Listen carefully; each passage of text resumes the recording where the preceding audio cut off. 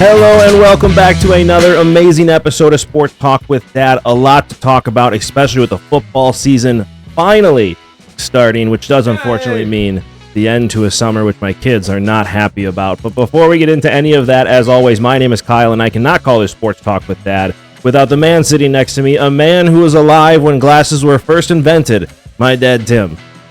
You can't make fun of my glasses anymore, can you? Just for today, I can. Yeah, had a little accident this weekend. What did you do? I was doing dishes. My contact ripped in my eye.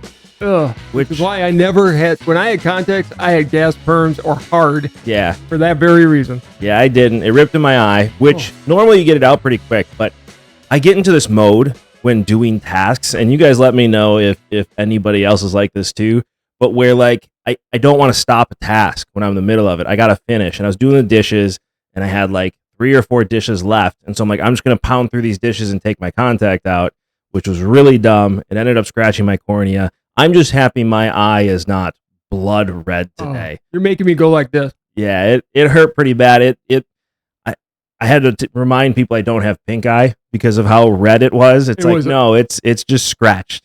You sent me a picture of it. It was bad. It was real bad. I scratched my cornea before when I got to the point where I couldn't wear contacts anymore. Yeah.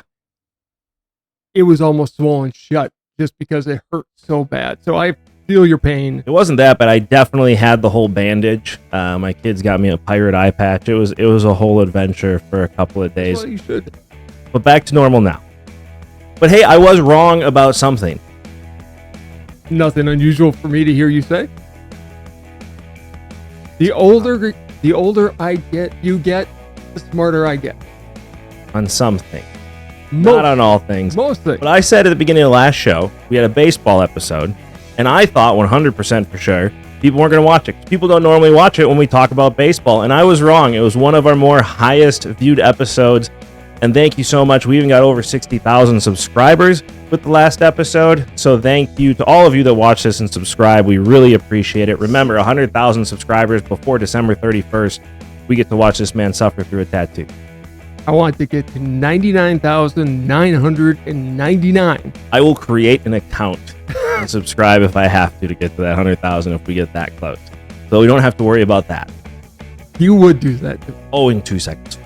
And would tell you while you're getting the tattoo that's what I did. It's gonna hurt.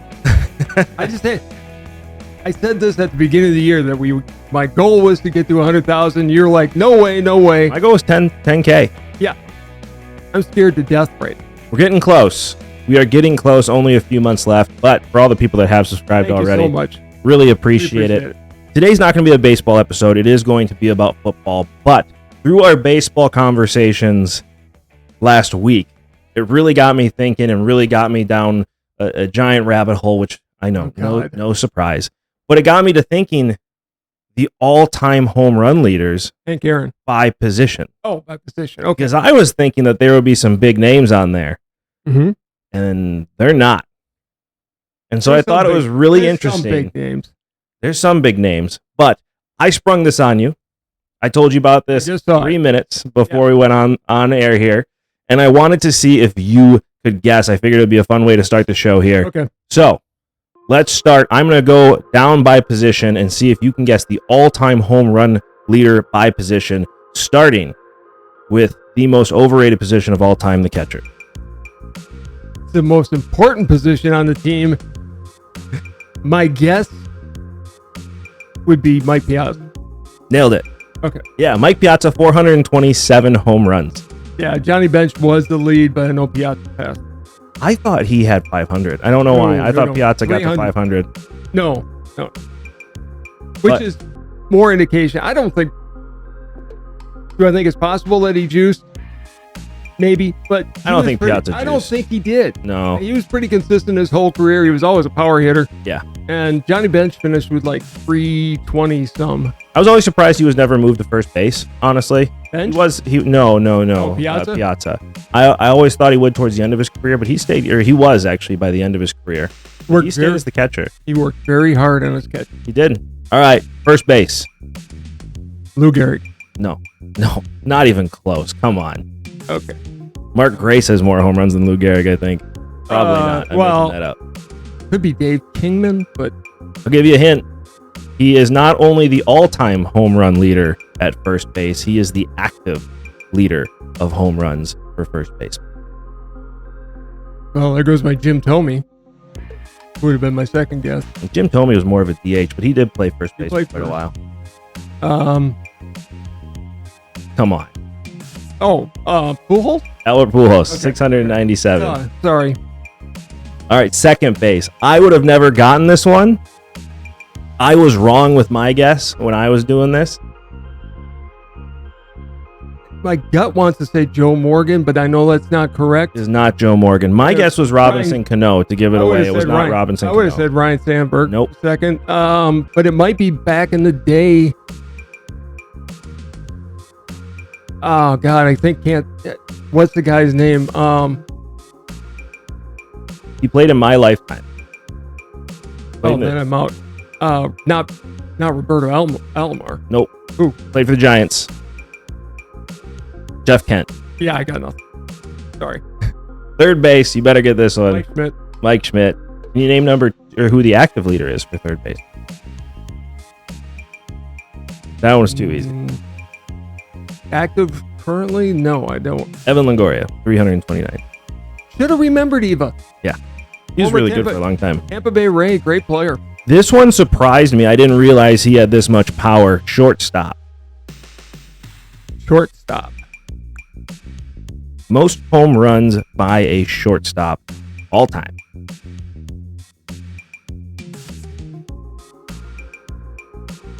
And way ahead of the next player on this list. Give me an era.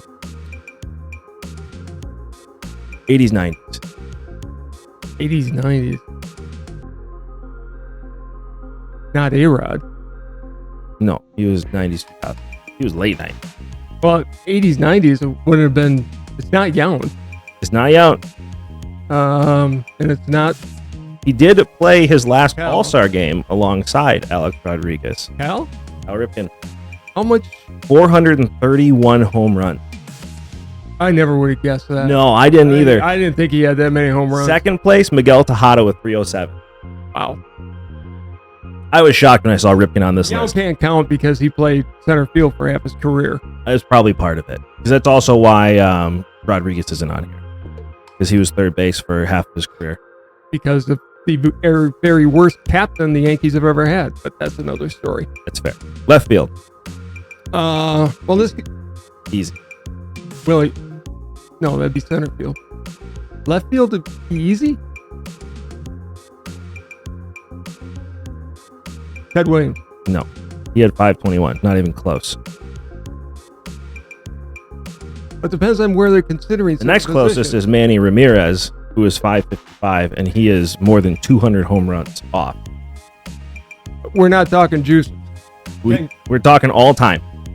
I'm not talking juices. We're talking all time. All-time home run record remains Henry Aaron. He is the all-time leader for right fielders. He's on. He is on this list for a position. Right field. Right field. Talking left field.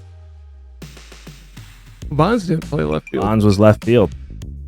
Barry Bonds, 762 home runs. He's not. No.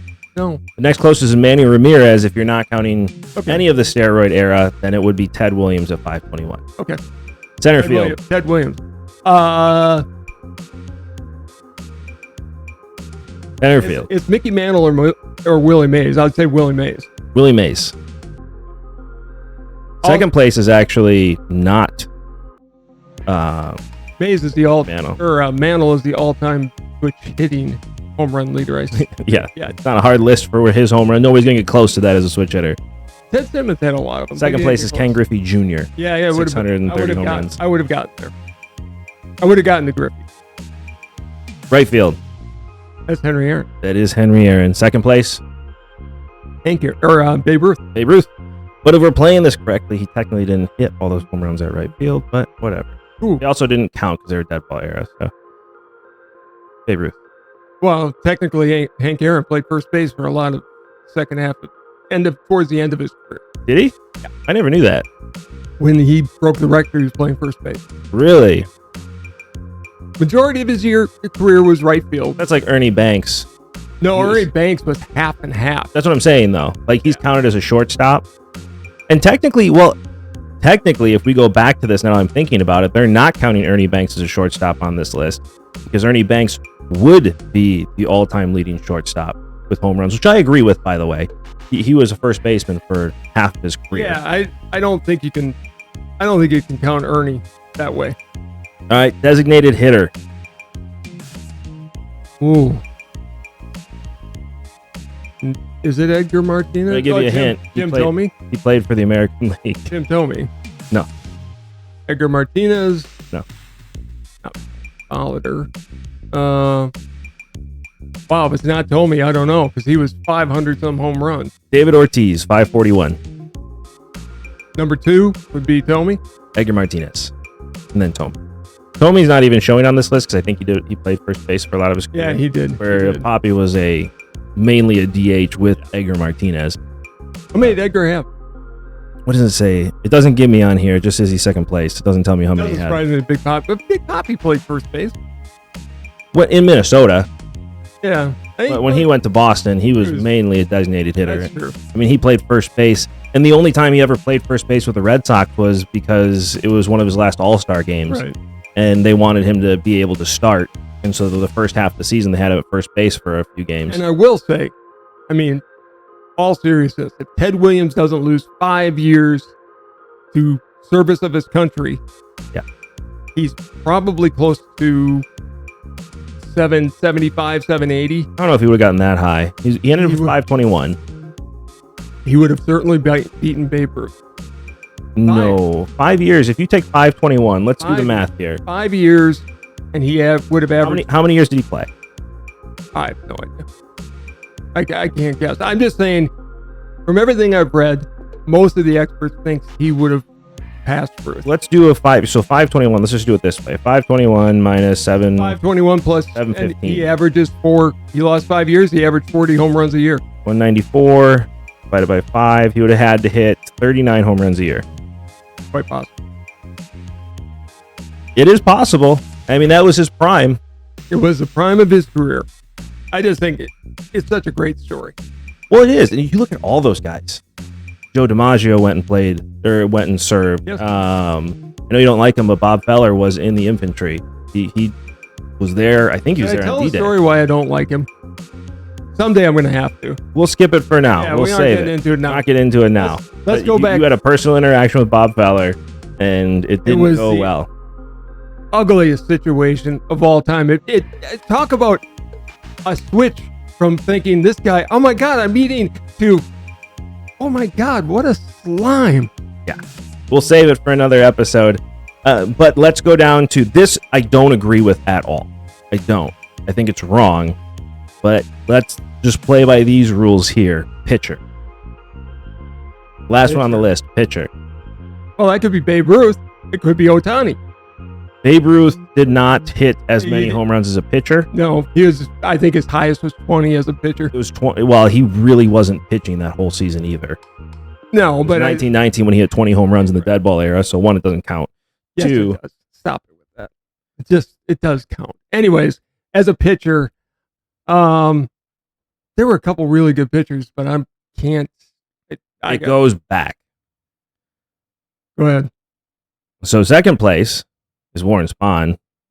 Oh, not even. He's like in fifth place with 35. Hitter. Wes Farrell with 38 home runs. I've heard of him. I never knew he had that kind of home run power. Which I strongly disagree with. I think Ohtani is the all-time home run leader for pitchers. Even if you take, well, he doesn't hit on the days he pitches. 126. No, I mean, how many is Ohtani? Oh, how many does he have this season? I don't know how many he has this season, but he has 126. He's been pitching the whole time. He's going to pass him. Well, he already did. He has 126 home runs. Oh, versus 38? Versus 38. Yeah. So what's the But issue? he doesn't hit and pitch at the same pitcher. time. Which is crazy to me. He could, but I get not dividing your attention. Whatever. Yeah, let him pitch. I have no issues with the DH. Let a pitcher pitch. Oh, I've got a big time problem. Where I have an issue with the DH, and we've been through this, is I have an issue with you have the DH now, but you're still not letting pitchers pitch the extra innings.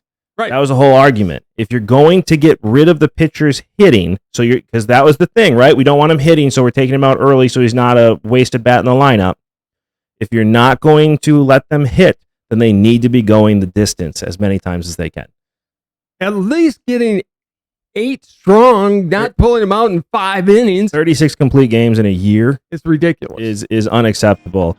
But yeah, so this says Wes Farrell is the all-time home run leader for pitchers at 38 home runs, which whatever. I think it's Shohei Ohtani. I really, really do. But Anyway. that was good. You had some good guesses on that one. You did better than I thought you were going to do. I'm not going to lie. I thought we were going to do football this episode. We are doing football, but that was fun, and I go off in random universes, and that's what I wanted to do. Those are the kind of trivia questions or trivia games I love. Let us know how you did in the comments below if you played along. And while you're down there, don't forget to like, subscribe, hit that notification bell so you get to enjoy this show as much as we enjoy making it. At some point, I'll do that in one breath, but I just can't do it. It'd be hard. I might try it on the next one, just for fun. But we have some changes in the NFL. The rest of the show is going to be NFL-based because we have a lot to talk about, including where you and I disagree about 2 Hall of Fame quarterbacks vehemently on their legacy. But to start off with this, I want to talk about the big changes in the uniforms. You can officially change your helmet this year. Thank God. And there have been some amazing changes within the uniforms. And there is one that is the ugliest thing I have ever seen. And we're going to start with that one. It is the Browns' new uniforms. What in the hell are they doing? I don't get it. If you're going to do a white helmet, put the outline of the dog on there. Just put the dog on. I like the little kind of... They did the outline a couple years ago. They brought on the whole dog, but if that's going to be your whole thing where this is our new logo, slap the thing on the side, or if you want to do a throwback, slap the elf on the side. You don't put anything on the orange. I get it. It's not an elf. It's a brownie. Honest to God, that's what they used to call him back in the... That's why Brown's logo. Is that where it came from? Yeah, it is. Actually, really? There was a... No, they didn't. That's not where it came from. It came from Paul Brown. No, well, that name of the team, but the mascot being that elves used to be called brownies back in the day. I remember your grandma told me stories about... There was some Christmas story about Billy the Brownie or whatever. You got to be a lot older than me to remember that. I just remember the stories from somebody who was there when dirt was new. I love you, Mom. These are awful uniforms. They're just... I don't know why you didn't put... They don't look like the Browns at all. That's for sure. They look like Oregon State or Oklahoma State at this point. They're not good looking. I will say the burnt orange, make that your uniform color, for God's sake. It's closer to brown than you've got now. If you're going to do this, and this is my opinion, what I would do in this situation, I would do black pants with the orange stripe, burnt orange stripe, do burnt orange uniforms, simple uniforms. Don't go over the top, keep it simple. I do like the simpleness of these uniforms, but make them burnt orange with a black helmet with that dog on it. If you want to do an outline, I don't agree with the outline. I really don't. I think you just put the dog logo on there, and those are your alternates. I would love to see a matte black helmet with the burnt orange. I would go with white pants because I think the black and the orange is a bit over the top for the Browns, but hey, I take it over what they've got now. These are just... It's not good. Not done well. It's not good. The rest of them I like. Well, let's go into the next one I'm not a big fan of. I like the helmet. So this is the Colts. The Indianapolis Colts have gone with blue on blue with the black helmet. The black helmet is awesome. Yeah, it's great. I've never been a huge Color Rush fan, and I'd be interested in the listeners if they like Color Rush. Nobody likes Color Rush. The only cool Color Rush uniforms got banned. The first Color Rush uniforms, when it was the Jets versus the Bills, it was green versus red. That looked cool. Problem is you can't do it. Can't do it. Because people who are colorblind couldn't tell the difference, and I have a soft spot for that because my grandmother was colorblind, and there was a really bad situation with Illinois and Wisconsin in a basketball game. Illinois forgot their uniforms. No. Or Wisconsin forgot their uniforms. No. What? Wisconsin came with the reds. Illinois was supposed to wear the whites. Wisconsin didn't bring... I'm giving them credit for... Wisconsin didn't bring their white uniforms. It turns out Illinois had been practicing orange against red all week for that game. And so they intentionally did it. And I had my grandmother, who was a big Wisconsin basketball fan for whatever reason. I still don't know why, but she never missed a game. She loved She basketball. couldn't watch. I was home sick that day, and I had to give her play-by-play. I saw her in tears. Yeah, because she couldn't tell the difference. She couldn't tell the difference between the teams. She had macular degeneration. And so I completely agree. But this was an oversight. They're like, red versus green, this will look cool. It was an oversight by the NFL. They made the change after that. The blue on blue does not look good. Doesn't look good. Why wouldn't you do white pants with this? Or black pants if you're going with the black pants helmets? Black pants with this would look amazing. You do black pants, blue uniform, black helmet. Yeah. That would be awesome. I don't like the blue on blue. I don't either. Now there's Tennessee. I love Tennessee. Earl Campbell returns. These are the last uniforms they had before they became the Titans. These are the last Oiler uniforms. I love these. I really wish the Texans could have been the Oilers, and this could have been an all-time thing. You can't go to the Oilers in Tennessee, but I wish they would.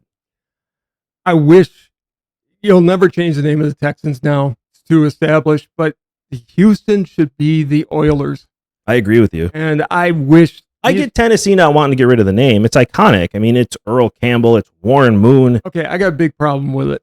You're never going to... Matthews. You're never going to be the Oilers in Tennessee. No, you're not. And that's why they changed the name. Don't hold it up. And that's what I loved about what Cleveland did. The Oiler name belongs to Houston. Correct. And they should have been allowed to be the Oilers again. Right. I don't think the new franchise wanted to be the Oilers. The Texans look pretty Texans sick. are great uniforms. Yeah. They did. I like the logo. They did a good job with that. Yeah, they did. But I'm glad to see the Oilers back. This is why changing the helmets never made any sense to me. Who cares? You're changing out your helmets every single game anyways. It was a completely stupid rule. So the fact that they brought it back and we get to see the Oilers again. It was an NFL awesome. no fun league rule. It was. Well, and think about it. The last big running back, Earl Campbell, to wear these uniforms was Earl Campbell. And now we get to see Derrick Henry, who is the best back in the game right now. It'll be awesome. Who is very much an Earl Campbell type running back. Get to just run down the field in these uniforms. I'd like to see A.J. Dillon in these in Packer uniforms running like Earl Campbell, but that's another story. You and me both. I'd like to see Dan Pastorini, who was the quarterback during those eras, who just had a cannon. For the Oilers? Yeah. I thought that was Warren Moon with Earl Campbell. He was there too. Dan Pastorini was before Warren Moon. Was before Moon. Got it. This does mean, unfortunately, for anybody who would really like these uniforms, those powdered blue Tennessee uniforms are gone, which is good for the eyes. Yeah, let me tell you that. Yeah. Now, these ones I like a lot. The Jets are going back. These are not the Namath. These are the Boomer Esiason. These are the uniforms that made me fall in love with jerseys. I'm just going to be honest. These are the uniforms. I first saw the Jets wearing these, and it made me realize, uniforms can be really cool. You're the New York Jets. You got the second best uniforms in the history of football, other than the powder blue San Diego Chargers. And the Oilers. Come on. Oilers are great, but the Namath Jets jerseys are so cool, especially in white. Yeah. White pants, white helmet, white shoes. Use those as your throwback. As a matter of fact, use those as your uniform and just call it a day. They did go back to that for a little bit with the Sanchez or the Sanchez. Just go back. They went back to those for a little bit. They're a different variation, a little bit darker. I mean, you're right. They're classic. But uniforms just don't look like that anymore. That's the issue, is they don't have the sleeves like that. The uniforms don't look the same anymore. It won't look the same on the field to look cheap. Because let's be honest, they look classic back then, but in today's day and age, those uniforms would look like something you'd see on a poor high school field. Look at Aaron Rodgers. Yeah, he looks good. It appears to be the same uniforms, the same style uniforms that Joe Namath used to wear. Well, he's wearing white shoes. As they should. He's wearing the white shoes. All right, go on. The Lions are next on the list. Love these helmets. They're wearing them with the grays, though. Yeah, I'm not a big fan of the grays. No. When they first came out with this, it sounded like they were going to wear them with the blues, which would have been awesome. See, this helmet was just their logo back in the 60s. Right. It was never on their helmet. No. But I love that they're using this logo. I think it would have looked better maybe on a gray helmet. I like the blue helmet. I'll take the blue, but not on the grays. The grays I hope just they need to change go their away. mind on that. I hope they don't wear this only with the grays, but that's what's being said, is that it will only be with the gray uniforms. And they're getting whole new uniforms in 2024. What are they going to do? I don't know. It just got announced that they're going to switch up their uniforms in 2024. I have no idea what they're going to look like. Unless they win the Super Bowl, then just keep them. Speaking of classy, Yeah, let's go on. Denver Broncos brought out a new helmet. Oh, did they go with the white? I haven't seen this yet. It is the white helmet. with the old The logo. old logo. I like An that. alternate old logo. It's not exactly the same. It is a little bit different, but it is the D with the horse in the middle. They updated a little bit, and it'll be interesting to see what uniform they choose to wear this with. But the helmet is The helmet, awesome. great. I love that helmet. This is literally like what you used to see online with the alternate helmets. Hey, they could go to this. Like they're literally making it come to life, which is really exciting. I love the white helmet. The Buccaneers are making a mistake. They are going back to their creamsicles. Oh God! I love the helmet. I do. With Brucey, With Brucey. Brucey the pirate or the Buccaneer. But those are They're just hideous. awful. Tampa Bay Awful. fans love But these things. I know. Well, most of America seems to love this now. I just think they're the ugliest uniforms. I mean, this is so 1970s. It is. You don't get more 70s than this. It is. The logo's cool. Brucey is a cool logo. I like Brucey the Pirate. I really do. Okay. Arizona is becoming Ohio State. Arizona's pathetic. I mean, they didn't do a damn thing. Yeah, they did. They made their They've used it's all Ohio State uniforms. This is Yeah. what Ohio State wears. Yeah, they're just awful. Move on. Move on. They're just awful. Seahawks going back. Steve Love Largent that. uniforms. These are awesome. The Jim Zorn, Steve Largent. I like Great those a lot. Great I like the uniforms back in helmets. the day. They should go back to those, honestly. I think they should too, because I think that silver with that logo is very cool. Yeah, they're not going to wear the grays anymore, which is nice. That's good. They're replacing them with those. Panthers had an update. They really didn't do much. We can move on from that. Yeah. The black pants look nice, but that's about it. The Vikings are going back in time. They don't look that much different than what they've got now. No, but these are the Fran Tarkenton jerseys. Right. This is the last time they really, really were a good team. Purple People Eaters. I mean, they were awesome back there in that time. They were outstanding that time. They were 15-1. I think, who was it? Dante Culpepper was their quarterback. They had changed. These aren't exactly the Randy Moss, Dante Culpepper uniforms. These are definitely more the Fran Tarkenton. These are the styles. Tarkenton uniforms. These are. But they're keeping the matte helmet, which I like a lot. I like the matte helmet a lot. I can take it or leave it. Bills are going back to the red helmet for a game, That's cool. which is cool. They still won't win. Chargers are bringing back the LaDainian Tomlinson helmets, the dark blue, which I like a lot. That's what I grew up with. Well, the dark blue was actually Dan Fouts uniforms. John Jefferson. It was. That whole team. Yeah, Charlie for Watts. sure. I remember them as the LaDainian Tomlinson sure. uniforms. They're great helmet. I love that blue helmet with the Yep. gold lightning bolt. I do too. They're still going to finish in last place, but that's for later in the show. And then the Eagles are bringing back the Kelly Greens. They've been waiting for this for a long Reggie time. White, Mike Golick, Kelly Green, which I remember as the Randall Cunningham uniforms. Harold Carmichael wore those. I mean, I don't know why the Eagles honestly ever went away from the Kelly Green. These are just awesome. Everybody updated in the late 90s, early 2000s. More of a darker look. That was the style back then. They looked great when they came out. But No. going back to the Kelly Greens, this could become their permanent uniform going forward. As it should. It was like, to use a baseball analogy, when Milwaukee went away from the ball and glove. Why? It's the best logo in baseball. Just go back and stick with it. Thank God they did. Yeah. And when that Love eagle these. and the helmets with the wings silver. on it, the eagle logo on the side, great uniforms. Just awesome. Great This- uniforms. There's more to be announced. Lions and Texans have some new uniforms coming. They haven't announced those yet. I'd like to make a personal suggestion, please. I am a huge Packer fan. Love the traditional Vince Lombardi era Packer uniforms that they basically haven't changed since then. No, they're the same ones that they've always been. I'm tired of the Packers throwbacks. Yeah. I just You're not we've seen alone. them. I've been crying this for I know. years. We've seen them all. What I would love to see the Packers do is either go with a matte green helmet with a white top and green pants, or a matte black helmet with a black jersey and a yellow pant. No. That look awesome. Something different. White helmet. Okay, I can go with a white helmet. Green jersey, No, it's got to be a black jersey. white pants.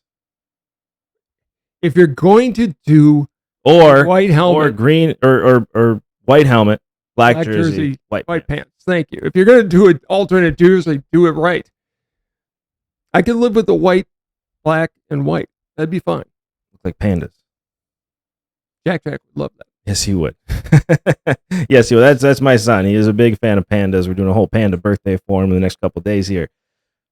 But the Packers need to do something in this trend. The throwbacks, people are tired of them. Bring out something new. I remember in the 90s, they had a yellow uniform. It was the Antonio Freeman yellow uniform. Everybody was wearing it. Yeah, but they never got on the field. But it never got on the field. It's like, why?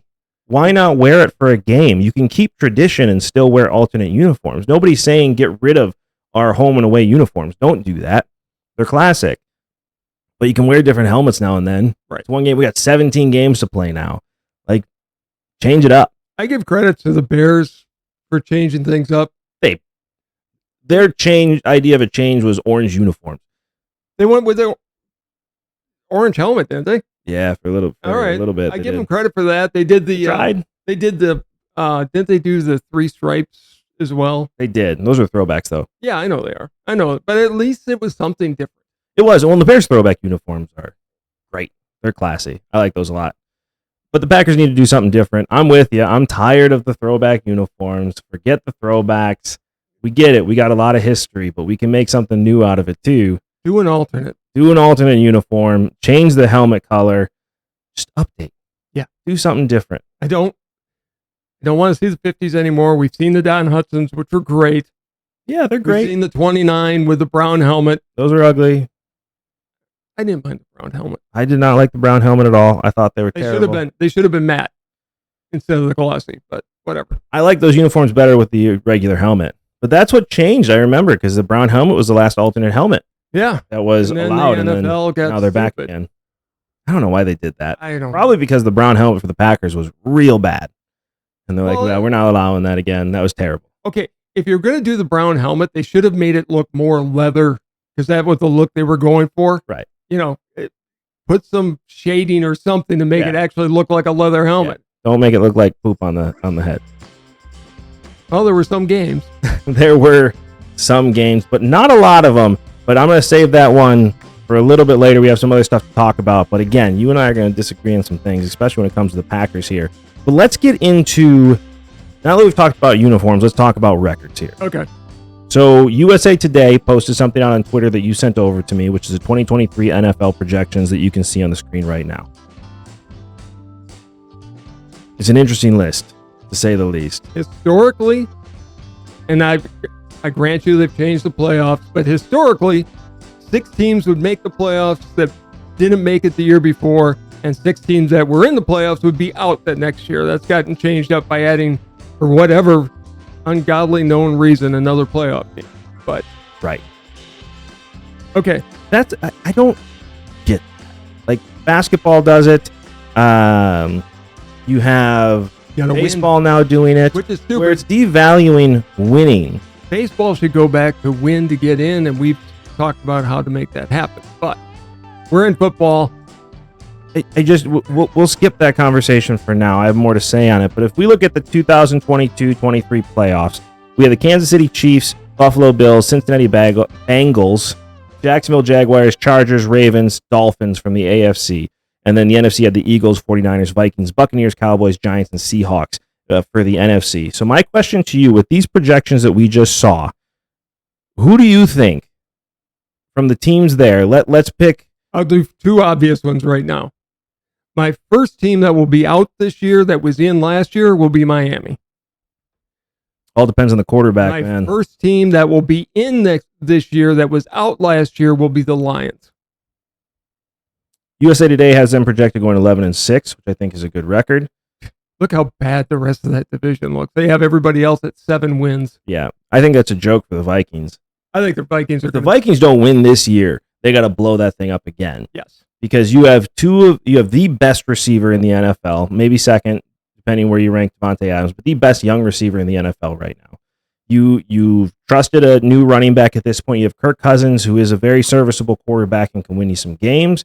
You have a defense that should be ready to rock and roll, and a wide open NFC North with A pathetic 7 NFC North. playoff teams, 3 wild card spots. If the Vikings can't get a wild card spot, There's you no. got to be kidding me. Okay, here's one that's interesting. They're predicting the 49ers at 11-6 with an unknown quarterback. They got a really good team around them, though. I know, but who's going to be quarterback? Brock Purdy, he'll be back week 1. All projections are he'll be back week 1. It's a Otherwise, great you have Sam recovery. Darnold. I truly believe that Sam Darnold can carry that team for a few games. I really thought they were going to make a play for somebody else.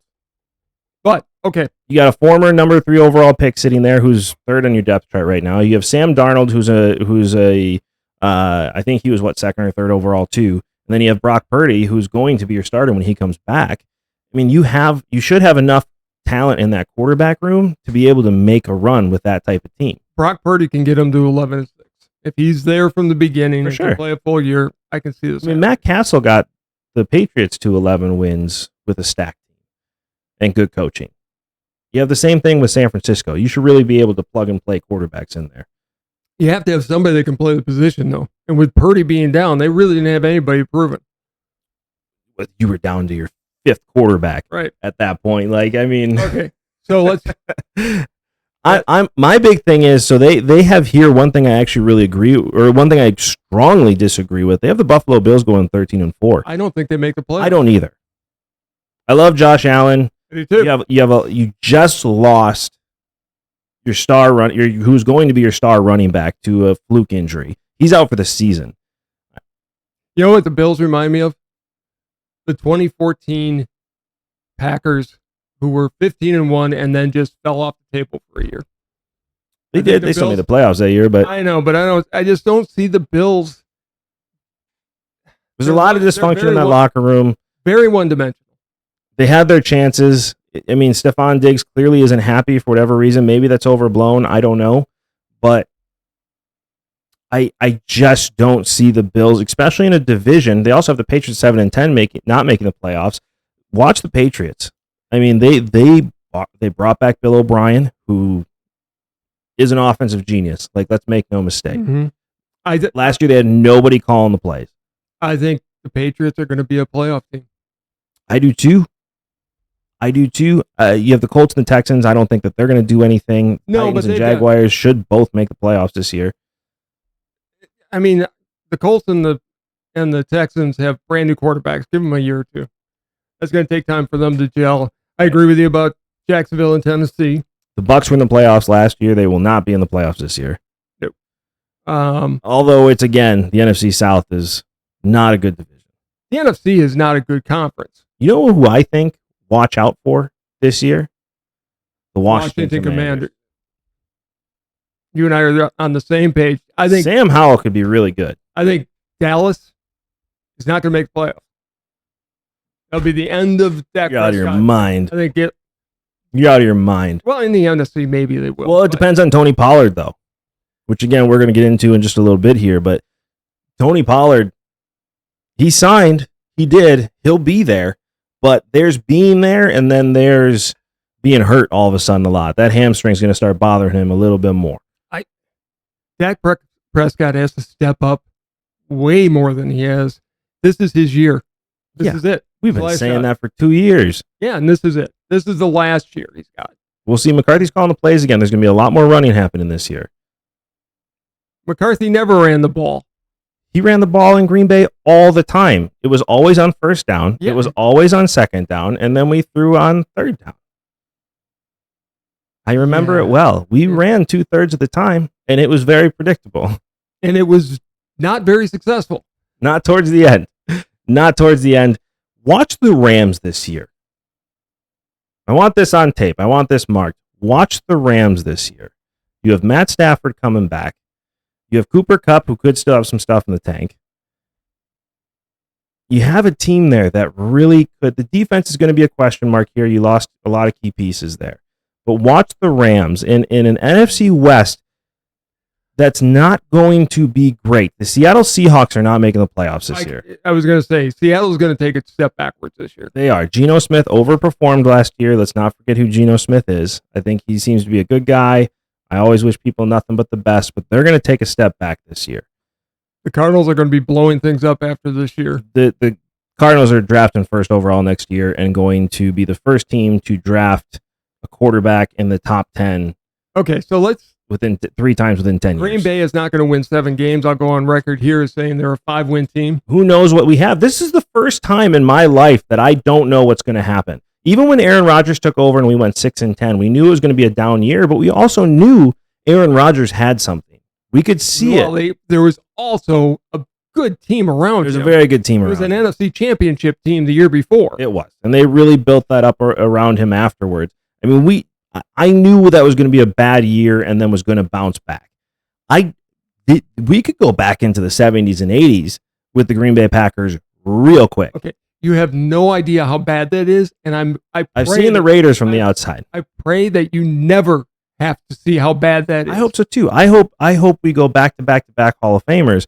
But this is going to be a step back. This isn't like going from Favre to Rodgers, because Rodgers was better. Remember, if we would have went Rodgers to Favre, it would have been a big step back.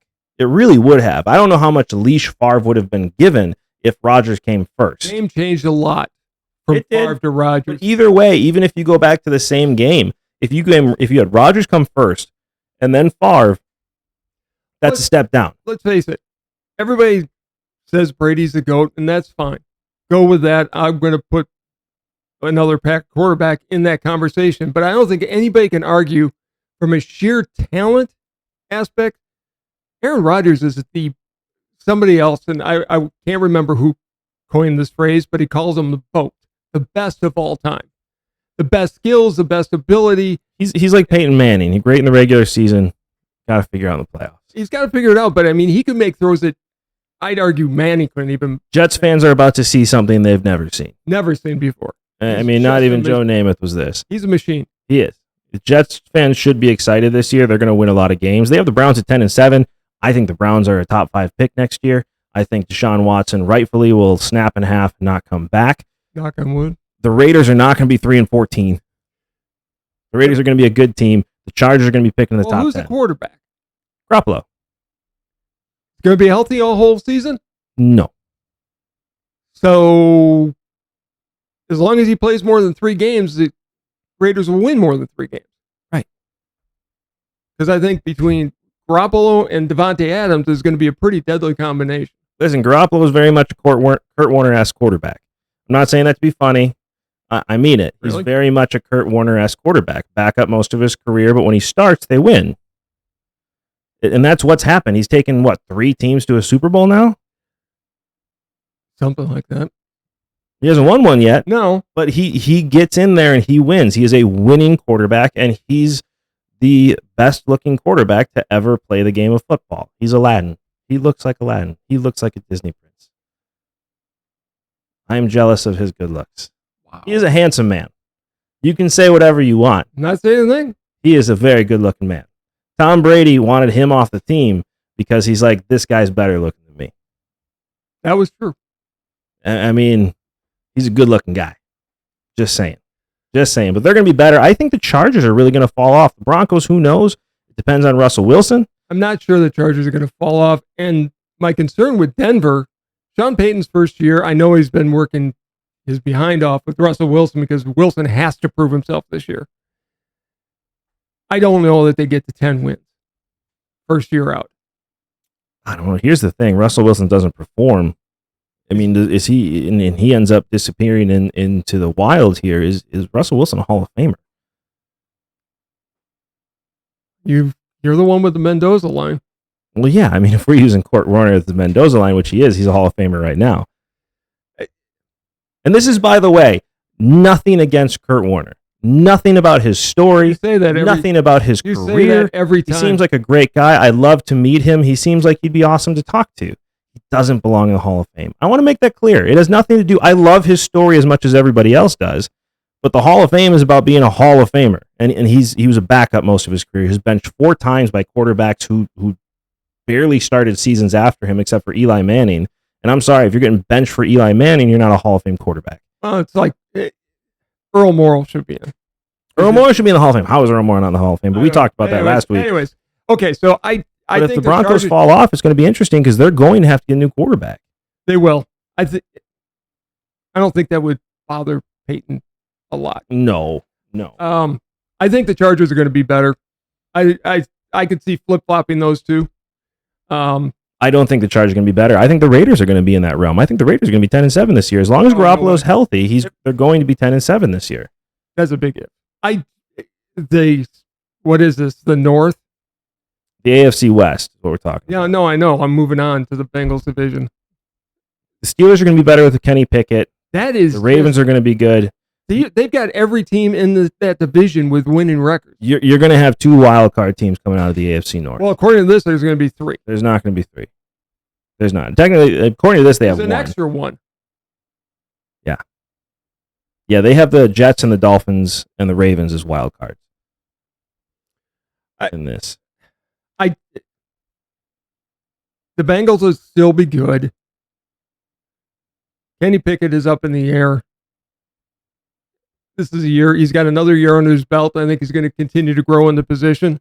All signs are he's getting better. A lot of people. I trust Mike Tomlin to be able to recognize talent. And Mike Tomlin's been saying a lot of good things about Kenny Pickett. I think Baltimore is primed this year. It better be. Yeah, for the money they paid. But I think they're primed. I think Jacksonville is going to be way more dominant this year. Yep.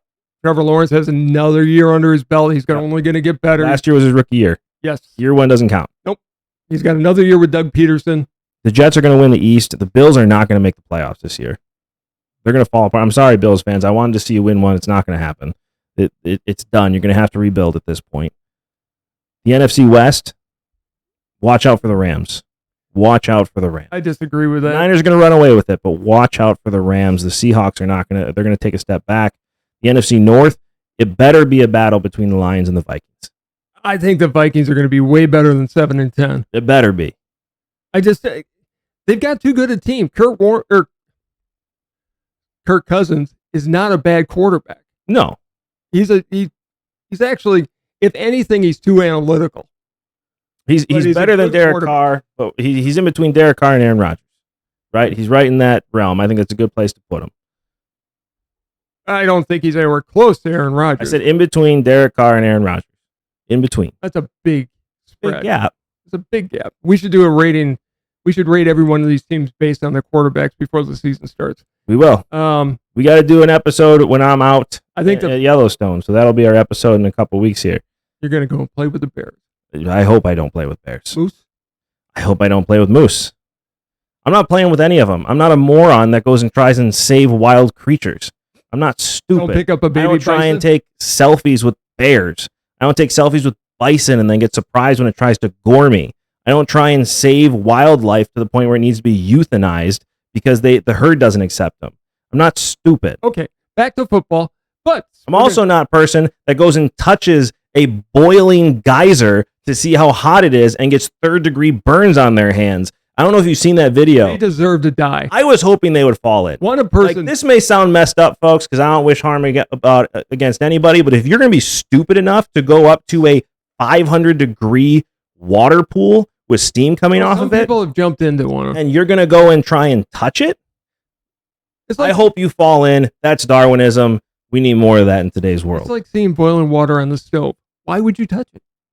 My son asked me once about that when he was like 5 years old, my oldest son. He's like, Dad, what happens if you touch boiling water? I said, touch it and find out. But you only do it once. 5 years old, he got it. Yeah, he did. Like, it's going to hurt. Okay, I'm going back to wildlife. All right. I think the Falcons are going to win the NFC South. I think Beaverjohn Robinson. It depends on Ritter. I mean, and Robinson. Robinson's going to run the ball a lot. He is, and he needs to hold out the next year for a contract. Fine, but he's going to have a great year. I don't see anybody else. The Saints aren't going to have a winning record. No, that's for not. sure. Saints. The Bucks aren't. The Panthers could, but Bryce Young, I don't have faith in a 5'2" quarterback. The NFC. Really? You're using my lines now. 5'2". And he's a short quarterback. He's the smartest guy out there. He'll be a head coach someday, and he'll be a Hall of Fame head coach someday if he really has the brain that people say he does. He's already injured. He's 180 pounds soaking wet, and he's 3 inches shorter than me. And I'm not seeing over 6'5" linemen either. No. The best division in the NFC is the NFC East. Eagles are the prohibitive favorite, even with their losses. Watch the Giants, though. They just signed Saquon Barkley to a 1-year contract with lots of extensions. That was announced today. They're going to have more than 6 wins. They're going to. It depends on Daniel Jones. You better hope to God that Daniel Jones worked out. You're going to find out if this is worth the investment. You just gave Daniel Jones $40 million, and you just gave Saquon Barkley $11 million with incentives to get him to come back, and he was your offense last year. You better hope to the good Lord above that Daniel Jones actually shows up.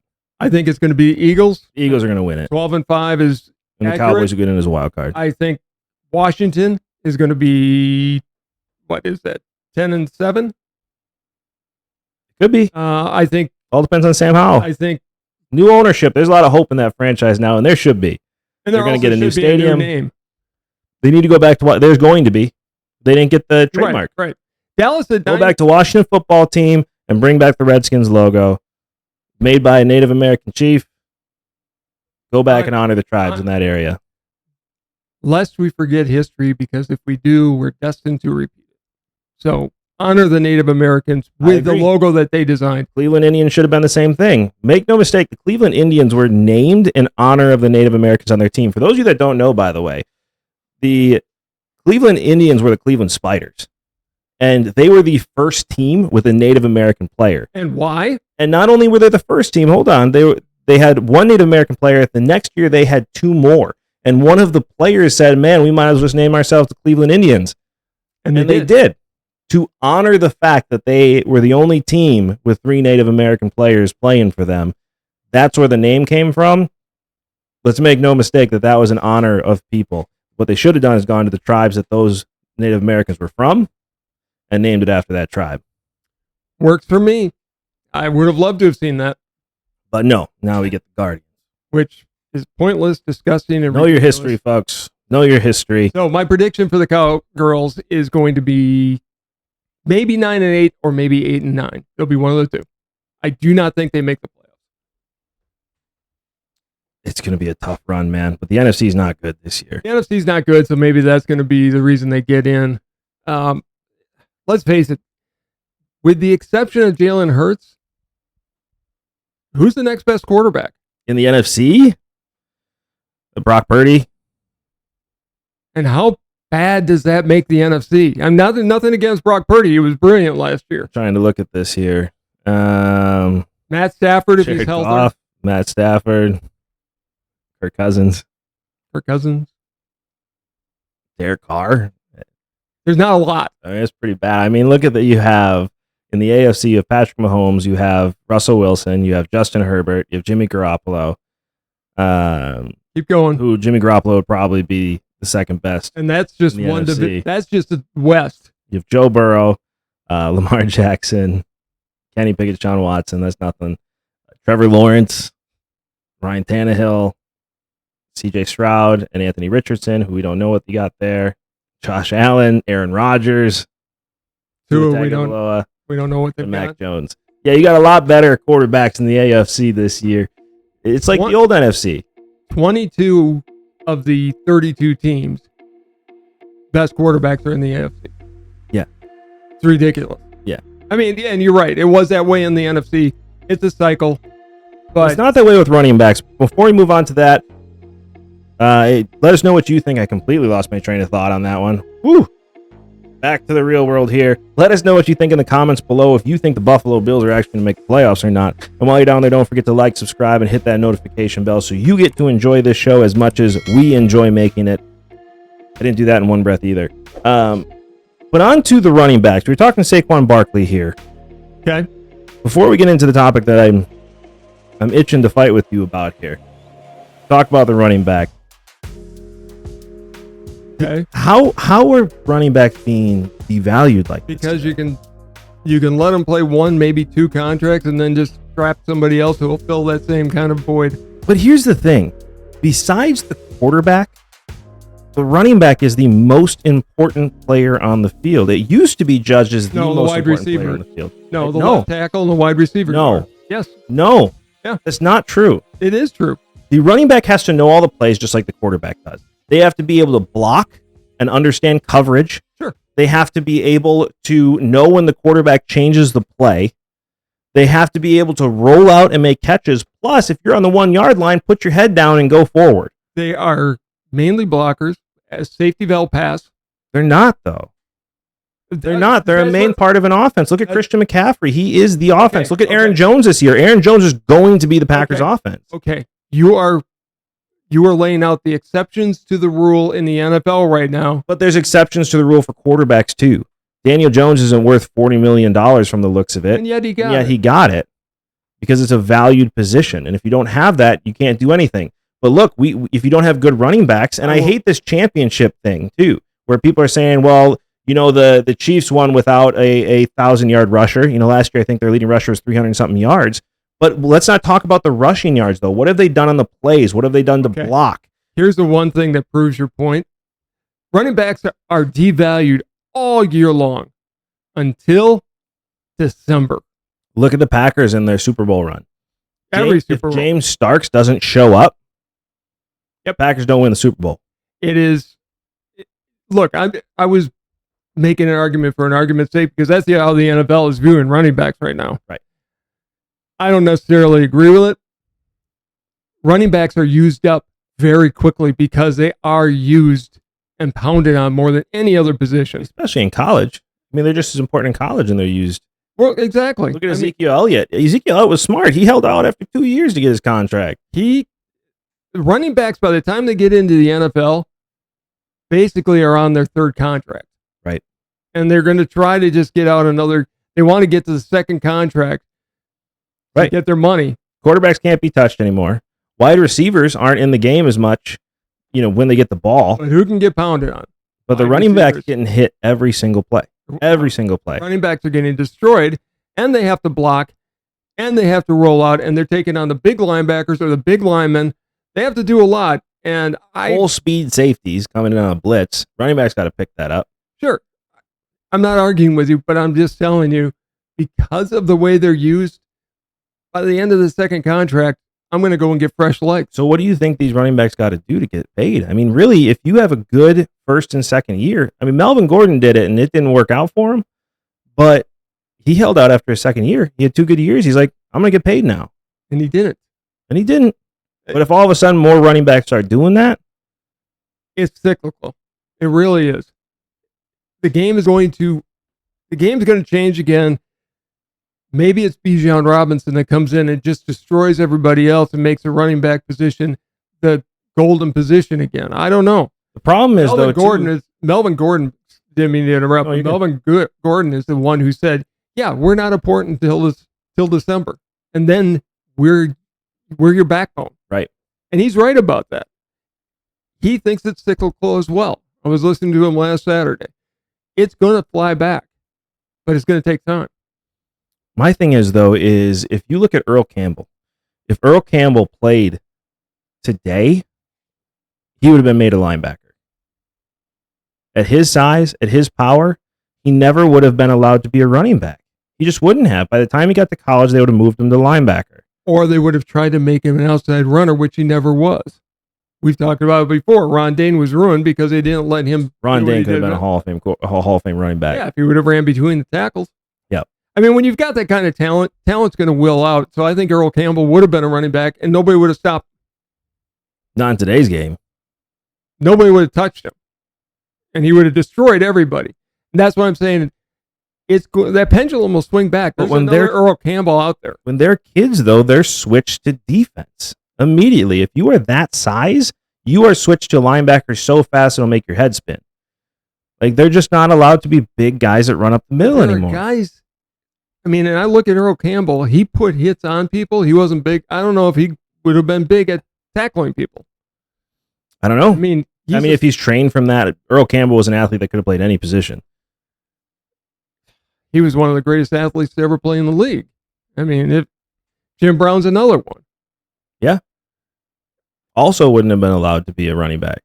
Well, he wasn't a running back. He was a fullback. He was a fullback, so was Jim Taylor, which is another position that's kind of gone by the wayside. I don't know why the Packers don't make A.J. Dillon a fullback and have a loaded backfield. I don't either. Who's going to get the ball? I mean, I remember watching William Henderson back in the day with Amon Green. Okay, you got 1 yard to get.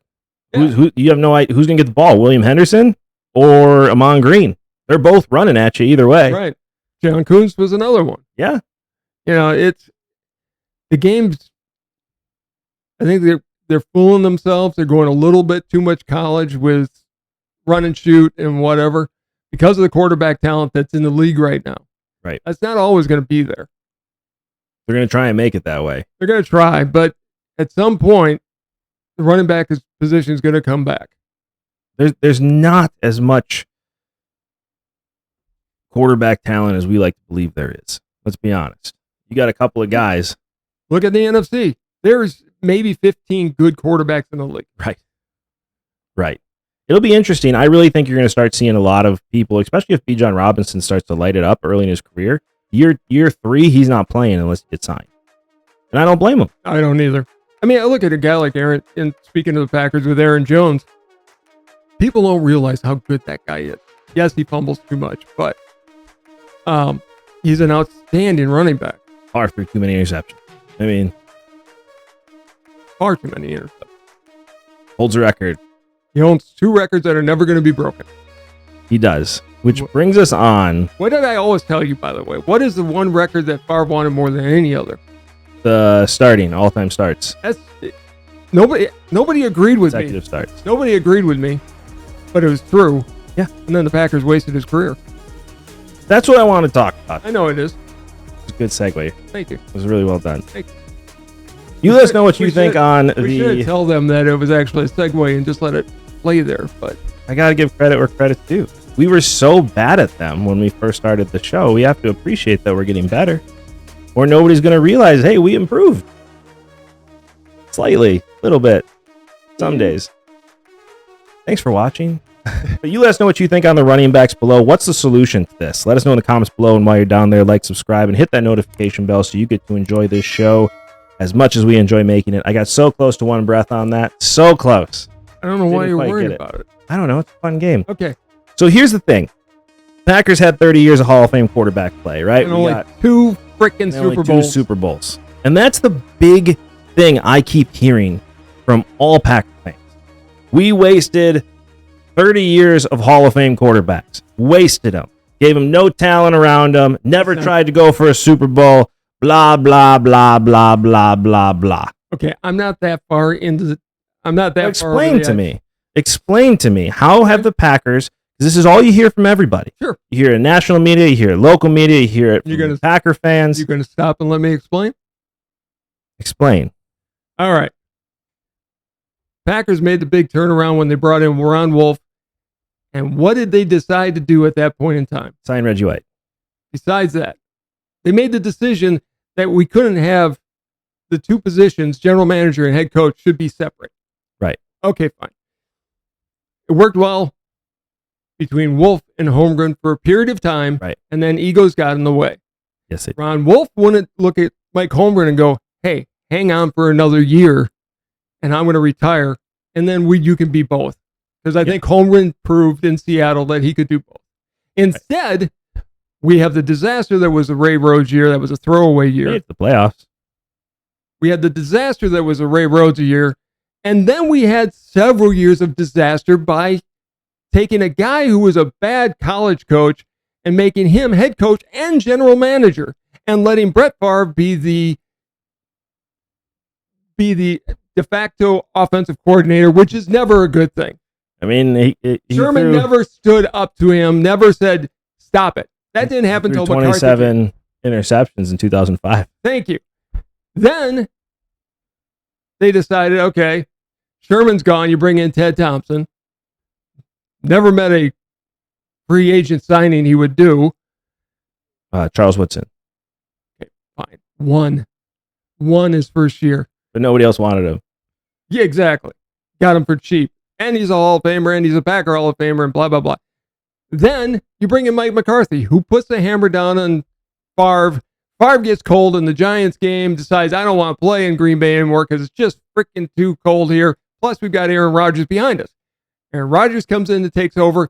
McCarthy puts it together for the one season as a wild card team, 9-7, wins the Super Bowl.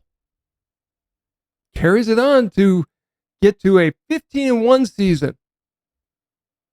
They fall off the table at the end of the year. They're out in the first round.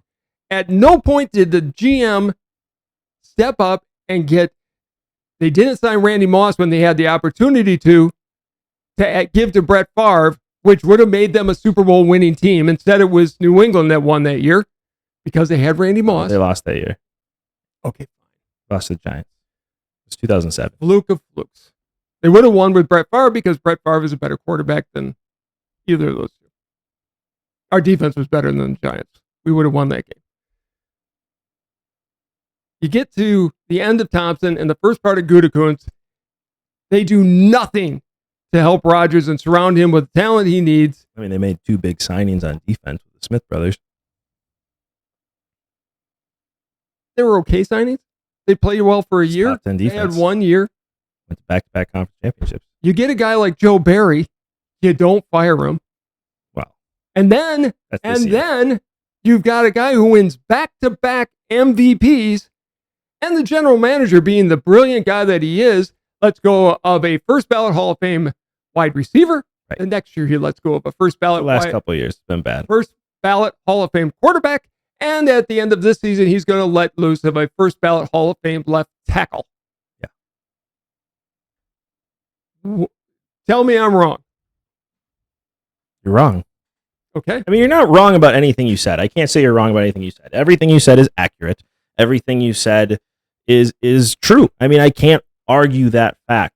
But to say we wasted, I think what it shows instead is how hard it is to win a Super Bowl in the NFL. Look, I lived through the 70s and 80s. I love the last 30 years. Yeah. Let me go through my points here and see what we got. After what I said, why would you even bother? 1995. Packers finished first in the NFC North, are in the conference championship versus the Dallas Cowboys. The Packers were winning that game in 1995. They were driving in the fourth quarter. They had the lead in the fourth. Cowboys score. Packers have the ball. They're driving down the field. Favre throws an interception and then goes 3 and out on the next play. They score a touchdown after that to take the lead. I'm going to give you something on this. If Sterling Sharp doesn't suffer a career-ending injury the year before, they win that game against Dallas. Win that game. 100%. But they had that game. They were doing really well. Favre threw a bad interception late in the fourth quarter, and it got to him. And they never came back. They ended up scoring on that. He got some bad sacks holding on to the ball too long after that. They went 3 and out and never got the ball back. He was a young quarterback. First big game. But you had opportunities. You were in the conference championship, and you had opportunities in 95 to go and win. Cowboys end up going, and who did they beat in that? Let me see here. Hold on. Open up. And who would they have beaten in that Super Bowl? It was the last of their 3, right? Pittsburgh Steelers. Okay. They destroyed the Pittsburgh Steelers. Packers would have beaten the Steelers. With that defense? Are you kidding me? Are we going to play the woulda, coulda, shoulda game? No, but I'm saying, you said, and everybody else says, that the Packers wasted 30 years of quarterback. They didn't waste 30 years, they could have won more. Let you speak. They could have. That's my point. They with that defense, they would have beat the Steelers that year. Okay, if not for a bad interception in the fourth quarter and really just choking later on. It was a great Dallas defense, but it wasn't Jimmy Johnson coached. And you had a chance to win that conference championship, which they go on, win their first Super Bowl.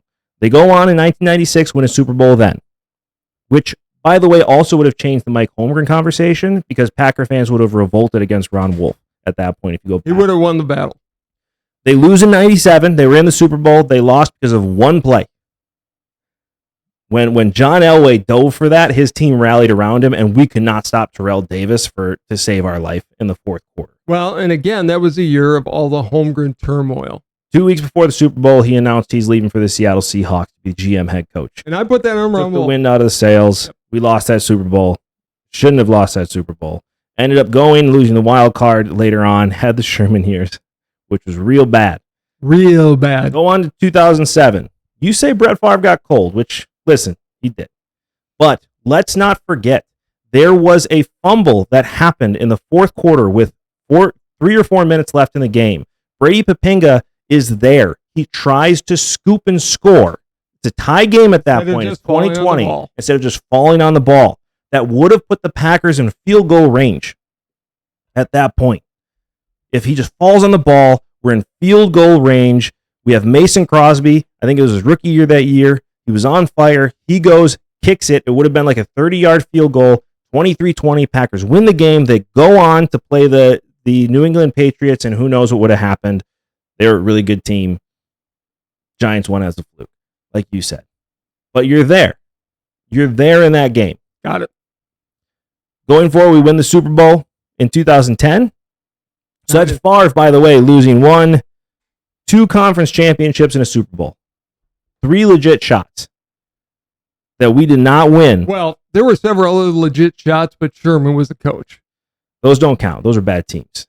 Those are real bad teams. Because we had the wrong person as general remember Ahmad Carroll. Because we had the wrong guy as general manager. We do. Front office. But outside of those, 95 was a legit shot. You have winning in 96. 97 was a legit shot. We were there. Keep going. In 2007, we should have won that conference championship and would have had a real shot against the Steelers. Go on. That's 3 of those that we lost. Going on to the Aaron Rodgers years now, won the Super Bowl in 2010. 15-1, that was a bad season.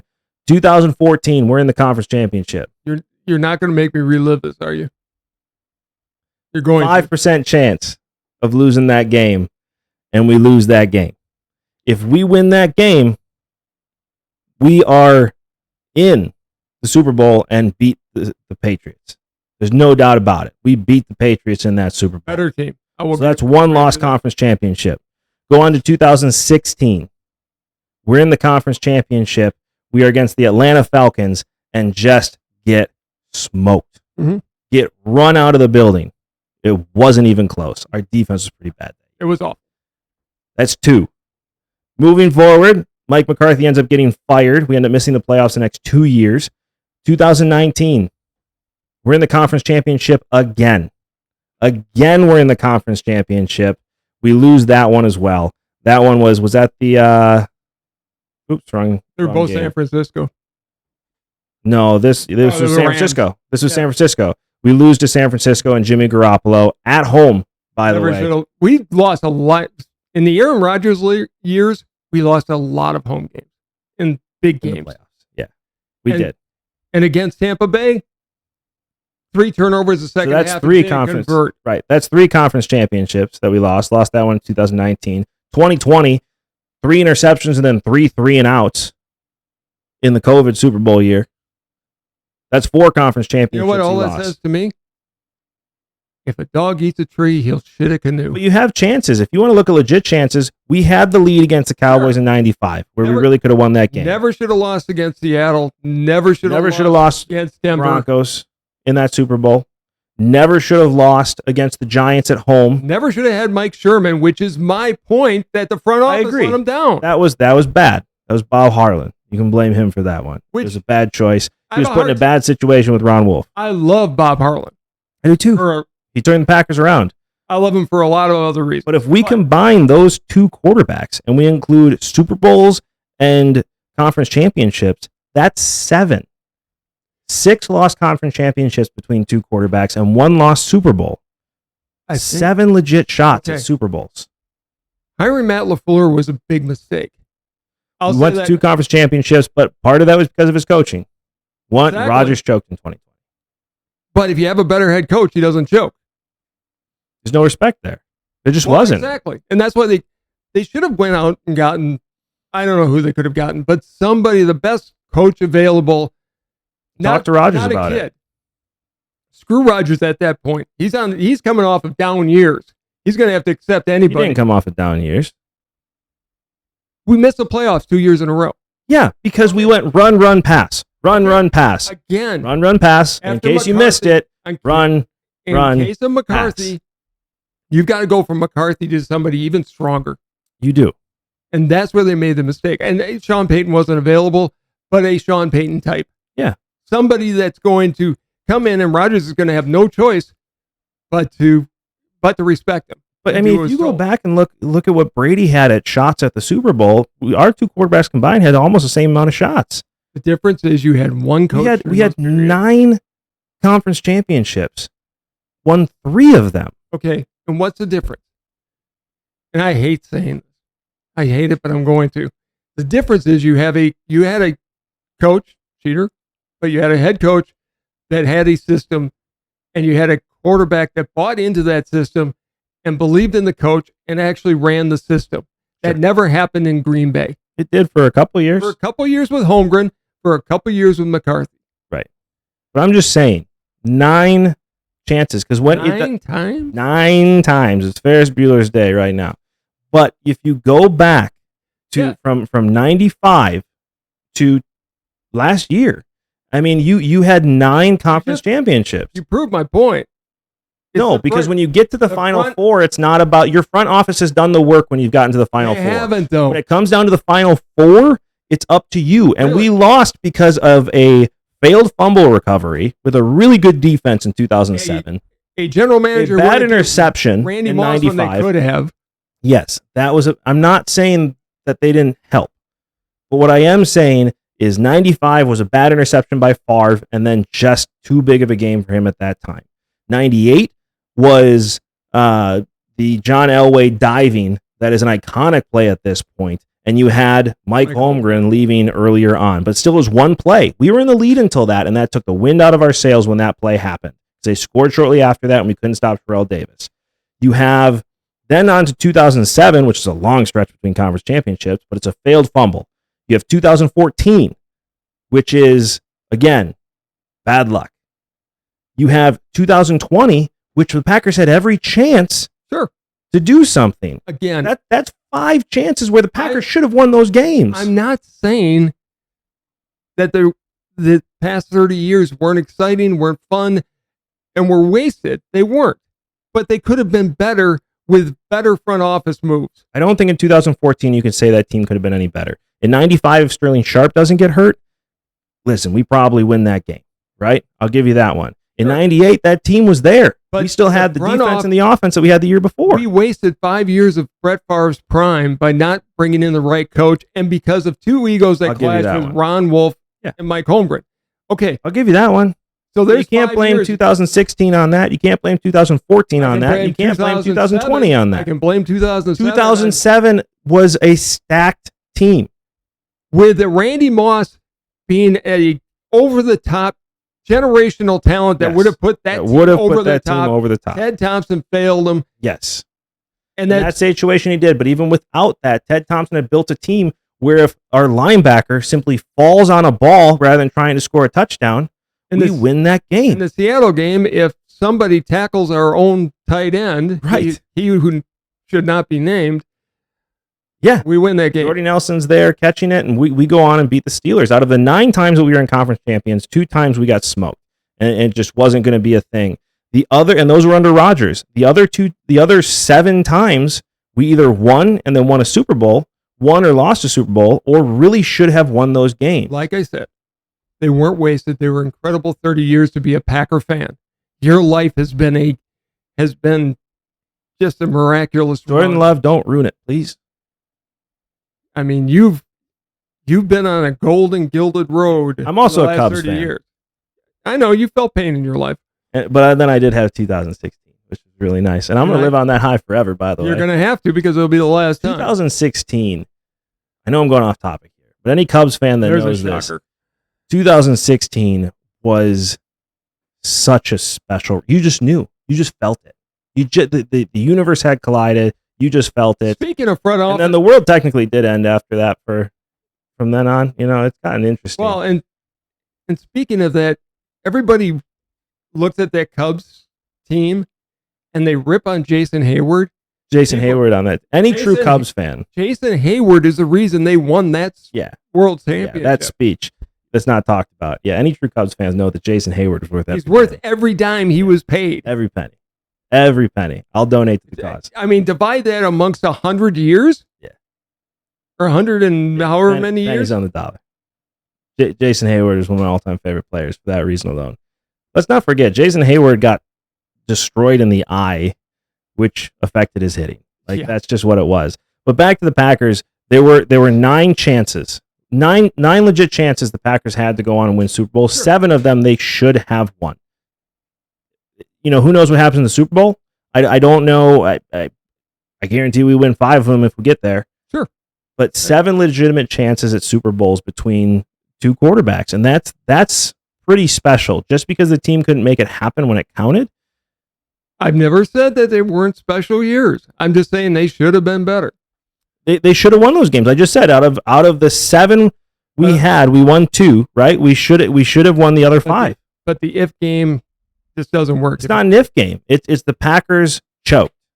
That's what it is. The Packers choked. But you can't blame the front office sure I can. For the team choking. We're there. By the time you get to the conference championship, the front office has nothing to do with it anymore. As much as I love Bob Harlan, he should have taken that Ron Wolf, Mike Horman situation in hand and managed it better.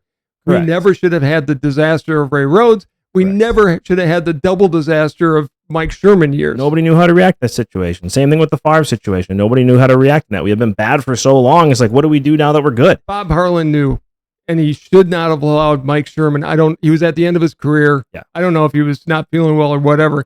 Mike Sherman never should have happened. They should have hired a general manager and the coach. They fixed it with Ted Thompson. That was Bob Harlan's hire. To a certain McCarthy and Ted Thompson was Bob Harlan. I know. It was his hire, and that's fine. Gutekunst was a disaster. Mike Murphy's tenure. Mark Murphy. I do that every freaking time. Mark Murphy's tenure financially has been great. Front office has been not so great. Not on the football side. Not on the football. Bob Harlan cared about the football side. Mark Murphy doesn't care about the football side. He's shown that time and time again. But I have made my point now. We had 9 conference championships between 2 quarterbacks, 7 legit chances, 2 where we just got run out of the building. You can't blame GMs for us choking in a big game. You just can't. I can blame GMs for not doing their job on the front end, and I'm blaming more the presidents of those teams for not making the right Sherman moves was their fault. The Sherman years were their fault. Yeah. Even under Gutekunst, we went to back-to-back conference championships and lost. Gutekunst never, ever got Rodgers the talent that he. We went to back-to-back conference championships. He cut loose Jordy Nelson when he shouldn't have. He cut loose a lot of players. Jordy Nelson one was Micah BS. Hyde left. That was when Ted he Thompson. should. Was that him? Yeah, okay, then that proves my point even more. Ted Thompson lets Micah Hyde. That was his MO though. He let all of them draft develop, let him go. That's what he did. Clifton gets away. Offensive lineman that. Chad Clifton, I don't think was even drafted by Ted Thompson. Either was Taucher. Taucher would have been. Would he have? Yeah. I don't even know. I don't remember. Anyways. It was a good 30 years. I don't want to go back to what I had to grow up with. Which we do have, though. I have no idea what this year's either going to be really good or really bad. It won't be mediocre. I think tell you that much. I think it's a 4-5 win. Did you see the article, Mark? I sent you that Mark Murphy put out. Yeah, that we're not going to know until half the year. We will know by half the year. We will know by half a year. So you don't know. They are making they know. They are already announcing they don't think Jordan Love is the answer. Half the year they're putting in the kid they brought in from the USFL, and they're drafting somebody next year. This year is just a wash. Or the kid from Penn State. Whatever. It's going to be interesting. Listen, he's not going to be Aaron Rodgers. He's not going to be Brett Favre. He's going to be a step down from Aaron Rodgers either way. The question is, can he carry a team? But what needs to happen is he either needs to be really bad or really good. He can't be Derek Carr, where it's all potential. It can't happen. Packers won't allow a Derek Carr. They'll blow it up before then. Maybe. We'll see. It's going to get interesting. It's going to be a fun year. I hope I've proved my point when it comes to the Packers, that we had 9 legit shots at a Super Bowl and only came away with 2. If you are in the conference championship, that is not the front office's fault. That is the team on the field. When you get to the Final Four, it is on you. And we choked. We had it, and we choked. Still my favorite movie line, Cool Runnings, John Candy, great actor. I love all of his. Rest in peace. I think we've had a heck of a show. And as always, you cannot have a conversation with your dad without your father getting the last word. So it is all you. So we're coming up on a time right now where all of baseball is all aflutter because it's the trade deadline. We're going to get rid of half of our team. Or if you're a winning franchise, you're going to go and pick up somebody else's trash to try to put you over the top. Baseball, it's time to make some serious changes and legitimate changes. You got to win to get in. Change your format to having... Football's got 4 teams in each division. Baseball should go to 5 3-team divisions. Only the winners get in the playoffs. Screw all this wild card. Win to get in. That way the season is actually exciting throughout. And then the off season is when the trades are made to really build up your team so you can be... It's not going to take that much to go from worst to first in a division when there's only 3 teams in there. We've laid it out in the Carney plan. It's a way to save baseball. Bring in the 12th inning home run derby. The shot clock has been great. 2 hours, 15 minutes, 2 hour, 30-minute games are back, and that's great. But you better start having your playoff games start at a reasonable hour. And I'm talking like 6 o'clock Central Time. So it's earlier in the West Coast. And on the East Coast, games are finishing at 1 in the morning. Baseball, like tennis, is doing everything they can to kill themselves. Fix it, baseball, before you lose another generation of fans. I think 6 o'clock is Central Time is too late for a playoff game. I'm not going to lie. 5 o'clock Central Time is where they need to be. 6 o'clock Central gets the game done. With a 2 hour and 30 game, you're done by 8:30. The kids can stay up and watch it. That's fair. That's fair. On the East Coast, they're up until 9. 9:30. 9:30, whatever. Whatever it may be. I think they're good points. The Carney plan's the way to go. Thank you so much, as always, for watching. This has been Sports Talk with Dad. We'll see you next time. Bye, everybody.